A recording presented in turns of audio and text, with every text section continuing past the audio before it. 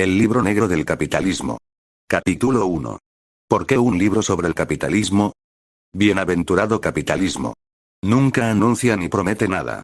Ningún manifiesto ni declaración en 20 puntos que programe la felicidad llave en mano.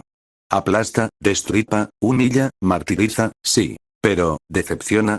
Usted tiene el derecho a sentirse desdichado, pero no decepcionado, pues la decepción presupone un compromiso traicionado. Los que anuncian un futuro más justo se exponen a ser acusados de mentirosos cuando su intento resulte un rotundo fracaso. Y el capitalismo se conjuga sabiamente en presente. Existe. ¿Y el futuro? Es abandonado voluntariamente a los soñadores, a los ideólogos y a los ecologistas. Además, sus crímenes son casi perfectos. Ningún rastro escrito que demuestre premeditación. Es fácil para los enemigos de las revoluciones señalar los responsables del terror de 1793, los ilustrados y la irracional voluntad de ordenar la sociedad según la razón racionalista.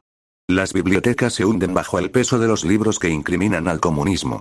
Nada parecido ocurre con el capitalismo. No se le puede reprochar que provoque infelicidad al pretender aportar la felicidad. Únicamente acepta ser juzgado sobre aquello que ha sido desde siempre su motivación, la búsqueda del máximo beneficio en el mínimo tiempo. Los demás se interesan por el hombre, él se ocupa de la mercancía. ¿Alguien ha visto alguna vez mercancías felices o desdichadas? Los únicos balances válidos son los contables. No es pertinente hablar de sus crímenes. Hablemos mejor de catástrofes naturales. Se lo repiten machaconamente. El capitalismo es el estado natural de la humanidad. Pero la humanidad se encuentra en el capitalismo como un pez fuera del agua. Es necesaria la arrogancia fútil de los ideólogos para querer cambiar el orden establecido, con las descorazonadoras consecuencias cíclicas ya conocidas. Revolución, represión, decepción, arrepentimiento. Ese es el verdadero pecado original del hombre. Esa perpetua inquietud que le empuja a sacudirse el yugo, la ilusión lírica de un futuro libre de explotación, la pretensión de cambiar el orden natural. No se mueva, el capitalismo lo hace por usted. Claro, la naturaleza conoce sus catástrofes, y el capitalismo también. ¿Buscaría usted los responsables de un terremoto, de un maremoto? El crimen implica la existencia de criminales. En el caso del comunismo, las fichas antropométricas son fáciles de establecer. 2 barbudos, uno con perilla, este con anteojos. Un bigotudo, aquel que atraviesa a nado el Yang Seukian. Un fumador de puros, etc. Esos rostros se pueden odiar, son de carne y hueso. Tratándose del capitalismo, solo existen índices. Dow Jones, CAC 40, Nikkei, etc. Pruebe, por ver, a odiar un índice. El imperio del mal tiene siempre un marco geográfico, tiene sus capitales. Se puede localizar. El capitalismo está en todos lados y en ninguna parte. ¿A quién dirigir las citaciones para comparecer ante un eventual tribunal de Nuremberg? Capitalismo. Término arcaico. Póngase al día y utilice la palabra adecuada. Liberalismo. El Littré definió liberal como lo que es digno de un hombre libre. ¿Verdad que suena bien? Y el Petit Robert nos da una convincente lista de antónimos. Avaro, autócrata, dictatorial, dirigista, fascista, totalitario. Usted podrá tal vez encontrar justificaciones para definirse como anticapitalista, pero reconozca que necesitaría mucho valor para proclamarse antiliberal. ¿Por qué entonces un libro negro del capitalismo? ¿No es una locura afrontar una empresa de tal magnitud? Es el mayor genocida de la historia, de acuerdo, pero un asesino sin rostro ni código genético, que opera impunemente en los 5 continentes desde hace siglos, le deseo suerte en el empeño. ¿Servirá para algo? ¿No ha escuchado la campana que anuncia simultáneamente el fin del combate y el fin de la historia? El capitalismo ha ganado. Acapara en su actual y sólida versión mafiosa los despojos de sus enemigos. ¿Se le vislumbra algún adversario creíble? ¿Qué enemigo? El inmenso pueblo que es parte civil en el proceso. Los muertos y los vivos. La innumerable muchedumbre de los que fueron deportados de África hacia América, descuartizados en las trincheras de cualquier guerra sin sentido, los quemados vivos por el napalm, los torturados hasta la muerte en las mazmorras de los perros guardianes del capitalismo, los fusilados en el Mur des Federes, en Fourmies, en Sétif, masacrados por cientos de miles en Indonesia, los prácticamente exterminados indios de América, los asesinados en masa en China para asegurar el libre comercio del opio, las manos de los vivos han recibido de todos ellos la antorcha de la rebelión del hombre a quien se niega su dignidad. manos en poco tiempo inertes de esos niños del tercer mundo a los que la desnutrición mata diariamente por decenas de miles, manos descarnadas de los pueblos condenados a reembolsar los intereses de una deuda cuyo monto ha sido robado por sus dirigentes títeres, manos temblorosas de los cada día más numerosos marginados de los centros de opulencia, manos trágicamente débiles, y por ahora desunidas. Pero que un día se unirán inexorablemente. Y ese día, la antorcha que portan incendiará el mundo. Capítulo 2. El liberalismo totalitario. El mundo dominado por el capitalismo es el mundo libre. El capitalismo, denominado ahora liberalismo, es el mundo moderno. Es el único modelo de sociedad, si no ideal, al menos satisfactorio. No existe ni existirá nunca otro. Este es el canto unánime que entonan no solo los responsables económicos y la mayor parte de los políticos, sino también los intelectuales y periodistas con acceso a los principales medios de comunicación, audiovisuales, prensa, grandes editoriales, generalmente en manos de grupos industriales o financieros. El pensamiento disidente no está prohibido, liberalismo obliga. Pero sí canalizado en una semiclandestinidad. Esa es la libertad de expresión de que se ufanan los defensores de nuestro sistema liberal. La virtud del capitalismo está en su eficacia económica. ¿Pero para beneficio de quién y a qué precio? Examinemos los hechos en los países occidentales, que son la vitrina del capitalismo, siendo el resto del mundo más bien su trastienda. Tras su gran período de expansión en el siglo XIX, debido a la industrialización y a la feroz explotación de los trabajadores, el movimiento precipitado en el curso de los últimos decenios, ha provocado la práctica desaparición del pequeño campesino, devorado por las grandes explotaciones agrícolas, con sus consecuencias de contaminación, destrucción del medio ambiente y degradación de la calidad de los productos agrícolas, y todo ello a costa del contribuyente, pues la agricultura no ha cesado de ser subvencionada, la casi desaparición del pequeño comercio, especialmente el de alimentación, en beneficio de las grandes cadenas de distribución y de los hipermercados, la concentración de industrias en grandes firmas, nacionales primero y luego transnacionales, que adquieren tales proporciones que tienen a veces tesorerías más importantes que los estados y hacen la ley, o pretenden hacerla, tomando medidas por encima de ellos para reforzar su poder incontrolable, como ocurre con el Acuerdo Multinacional de Inversiones, AMI. Los dirigentes capitalistas podrían temer que la desaparición del pequeño campesino, del artesanado y de la pequeña burguesía industrial y comercial engrosara las filas del proletariado. Pero el modernismo les ha procurado la solución con la automatización, la miniaturización y la informática. Tras el despoblamiento del campo, asistimos al de las fábricas y oficinas.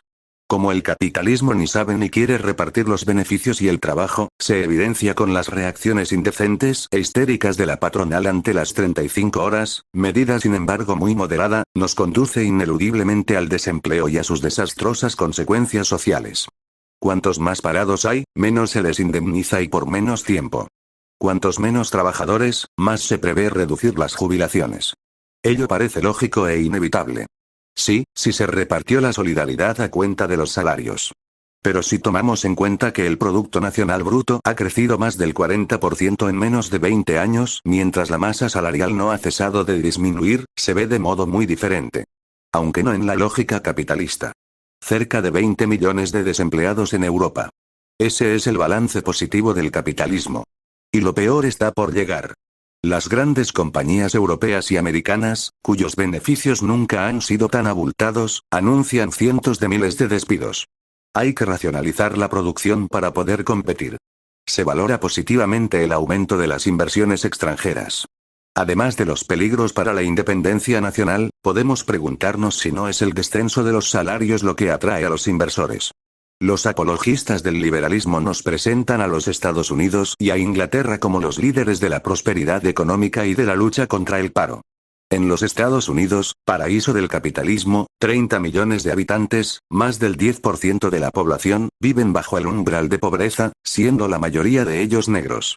La supremacía mundial de los Estados Unidos, la expansión imperialista y uniformadora de su modo de vida y de su cultura, solo puede satisfacer a los espíritus serviles. Europa debería ponerse en guardia y reaccionar, ahora que todavía tiene capacidad económica. Pero haría falta también voluntad política.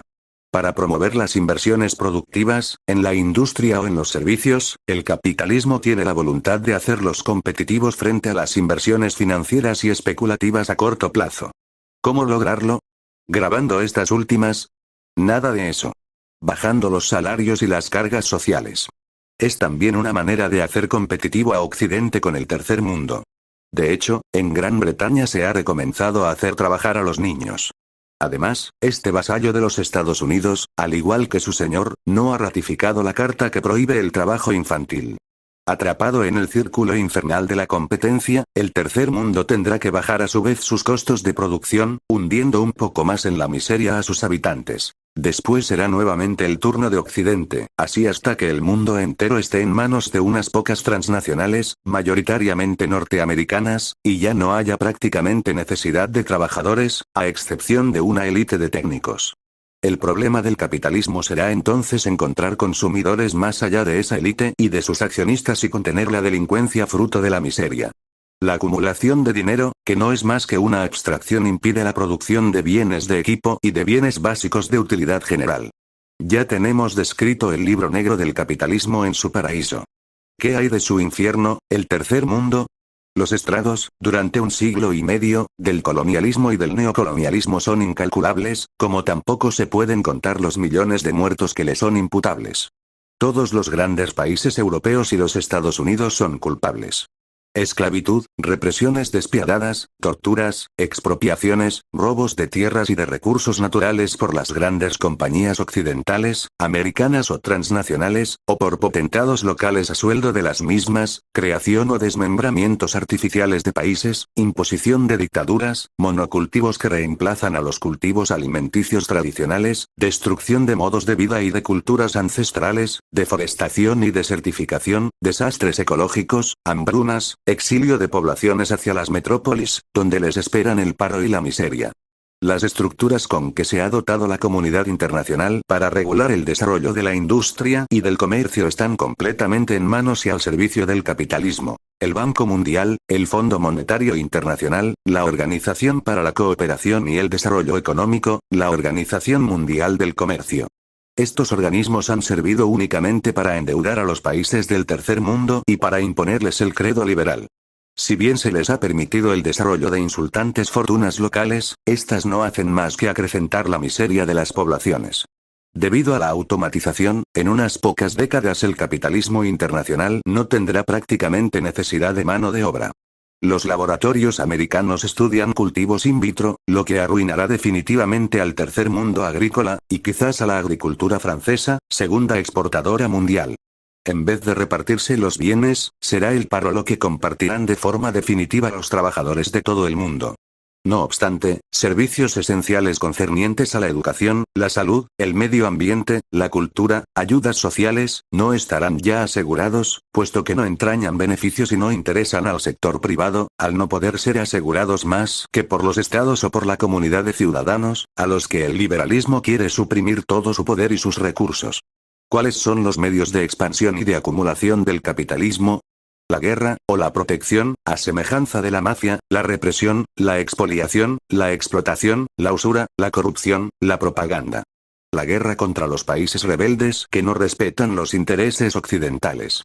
Lo que fue en otra época patrimonio de Inglaterra y Francia, en África y Asia, los últimos sobresaltos del colonialismo en la India, en Madagascar, en Indochina, en Argelia causaron millones de muertos, lo es hoy de los Estados Unidos, nación que pretende regentar el mundo. Para ello los Estados Unidos no han cesado de practicar una política armamentista, que prohíben a los demás. Hemos visto ejercer este imperialismo en todas las intervenciones directas o indirectas de los Estados Unidos en América Latina, y particularmente en América Central, Nicaragua, Guatemala, El Salvador, Honduras, Grenada. En Asia, en Vietnam, en Indonesia, en Timor, genocidio proporcionalmente mayor que el de los Khmer Rojos en Camboya, cerca de 2/3 de la población, perpetrado ante la indiferencia, cuando no con la complicidad, de Occidente, guerra del Golfo, etc. La guerra no se hace únicamente con las armas, sino que puede adquirir formas inéditas. Por ejemplo, para luchar contra el comunismo los Estados Unidos no han dudado en ayudar a la secta Moon en Corea, como lo hicieron con los fascistas en la Italia de posguerra, o en armar y subvencionar a los integristas islámicos, como los hermanos musulmanes o los talibanes en Afganistán. La guerra puede adoptar también la forma de embargos contra los estados rebeldes, Cuba, Libia, Irak, tan mortíferos para las poblaciones, varios cientos de miles, quizás millones de muertos en Irak. La expoliación es la causa evidente de la utilización de la fuerza. Si se quiere robar en una casa habitada, más vale estar armado. Los métodos del capitalismo son similares a los de la mafia, siendo sin duda el motivo por el que ésta prolifera tanto en su terreno. A semejanza de la mafia, el capitalismo protege a los dirigentes sumisos que permiten sin vergüenza alguna explotar su país por las grandes compañías americanas y transnacionales. Consolida de este modo, cuando no las instala, dictaduras, más eficaces que las democracias para proteger los bienes de las empresas.